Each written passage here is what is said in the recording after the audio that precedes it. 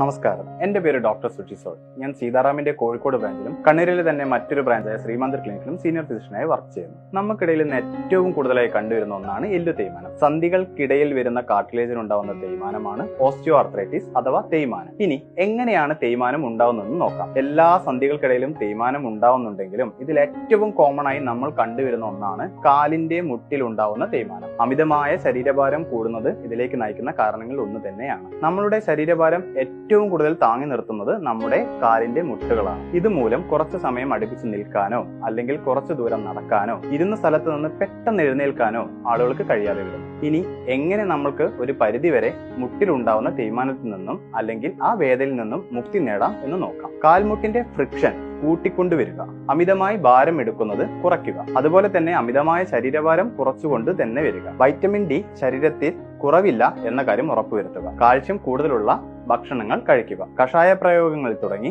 കാൽമുട്ടിന്റെ വേദന ശമിച്ച ശേഷം സ്നേഹപാനത്തിൽ അവസാനിപ്പിക്കുന്നതാണ് ആയുർവേദത്തിൽ സന്ധിഗത ബാധയുടെ ചികിത്സാ രീതി. ഈ രോഗാവസ്ഥയ്ക്ക് ഉള്ളിലേക്കും കഴിക്കുന്ന ഔഷധ പ്രയോഗത്തിന്റെ കൂടെ പുറമെ ചെയ്യാവുന്ന അഡ്മിറ്റ് ആവാതെ തന്നെ ദിനം പ്രതി വന്ന് ചെയ്യാവുന്ന ട്രീറ്റ്മെന്റുകൾ ഇവിടെ ശ്രീമന്ദിറിൽ ലഭ്യമാണ്. നന്ദി, നമസ്കാരം.